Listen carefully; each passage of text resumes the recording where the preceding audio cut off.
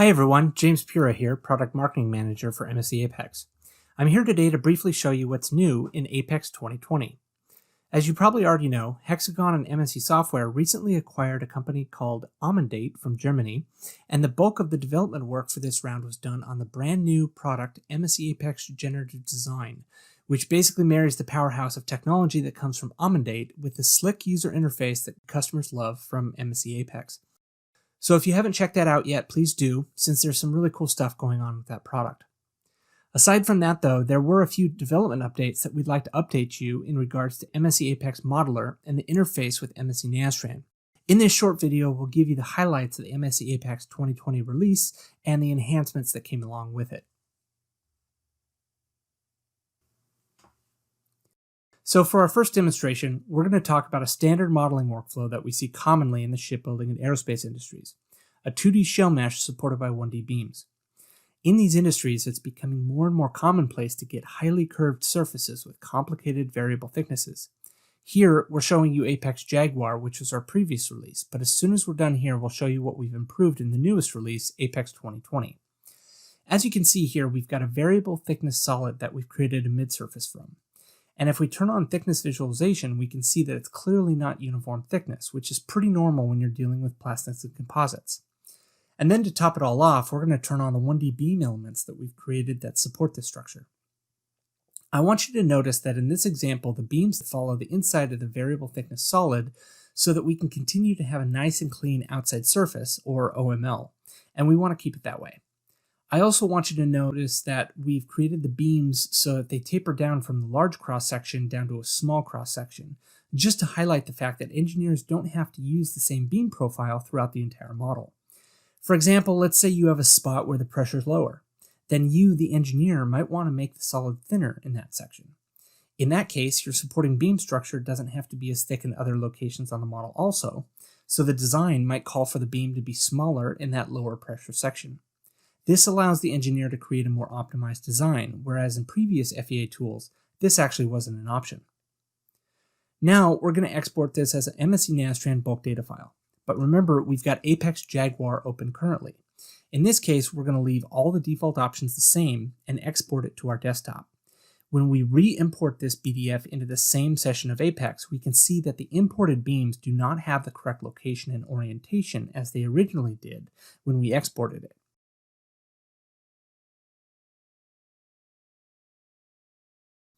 Now, let's switch over to MSC Apex 2020 and do the same thing. Here, we see the same model as before, but we're going to do something different this time. We're going to export the BDF, and when we do, we're going to check the box that says Export with Apex Engineering Abstractions. You'll see in a second what this does. Now, we click Export and get confirmation in the lower left-hand corner of our window confirming that our model exported correctly. When we re-import this BDF into the same session of Apex, we can see that now the imported beams have the correct location and orientation as they originally did when we exported it. Also, if we expand the model tree a bit, we can see now instead of one beam span for every element like we had in the previous model, we've got 4 clean and simple beam spans. Here, let me switch over to the previous model and show you what it looked like before. Notice how there's one beam span for every element. Now, let's switch back over to Apex 2020. Because we use the Engineering Abstractions checkbox, we have one beam span for each of the 4 curves, just like what we had before export. And now we also have a cleaner, more organized model browser to deal with. For our second demonstration, we're going to focus on the Orphan mesh workflow, or in other words, what happens when you have a Nastran bulk data file, or BDF, and you need to make a change to it. First, let's review what we had in the last release, Apex Jaguar. Here, you can see that we have imported a BDF file, and let's say that for this example, we want to remesh this part with a different mesh size, and maybe even add a fastener hole or two. We can go into the Geometry for Mesh tool, edit that reverse engineered geometry, and then once we're happy with how the surfaces look, we can remesh and make changes to those newly created surfaces, just like if we originally started with CAD geometry. And if we wanted to, we can even go one step further and export the geometry that we just created from the Orphan mesh, which we call NURBS geometry. Now, let's look at the enhancement that we've made to this technology in Apex 2020.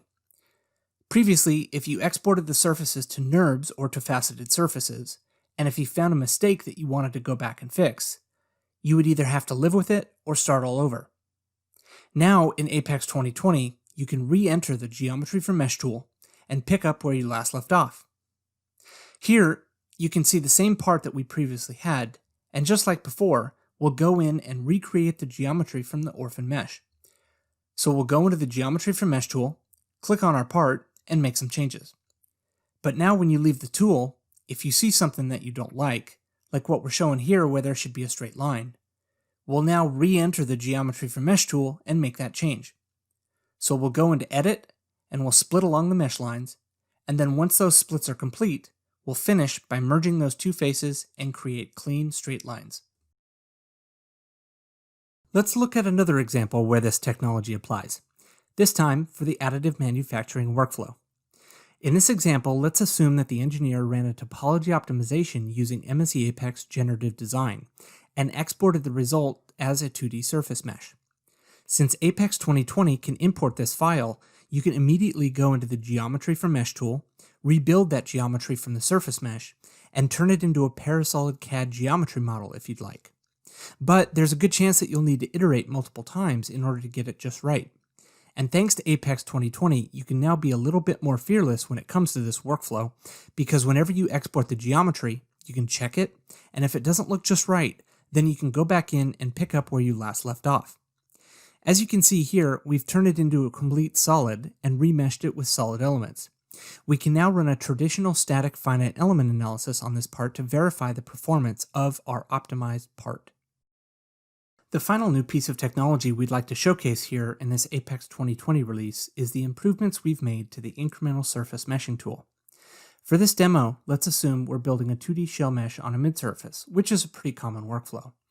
And on the surface here, you'll notice that we've got some circular holes and some elongated holes, which are also sometimes called slots or slotted holes. Now on all these holes, we'll want to make sure that the washer mesh along those edges are exactly how we want them, so that we don't end up with any inaccurate answers. Previously, an FEA engineer had to split the surface and mesh the surface separately to get it the way that they wanted it.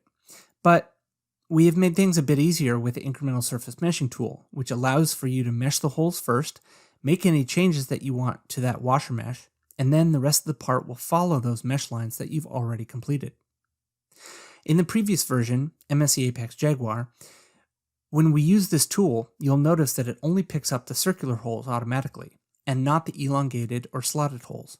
But don't worry, if you're still using Apex Jaguar, you still have a few tools at your disposal to get the mesh that you want, but with a few more clicks. You would probably have to do a mesh seed and possibly even a surface split to get the washer meshes that you want. But in Apex 2020, we've expanded the capability of this tool to include slotted holes. Notice that when we go into the Incremental surface meshing tool and then click on our part, we now have all of the holes show up that we can go in and customize, so we'll do that twice here. The first one that we'll customize is we'll go in and edit the circular hole, and then the second one we'll go in and edit the elongated hole. So, what should you take away from all this?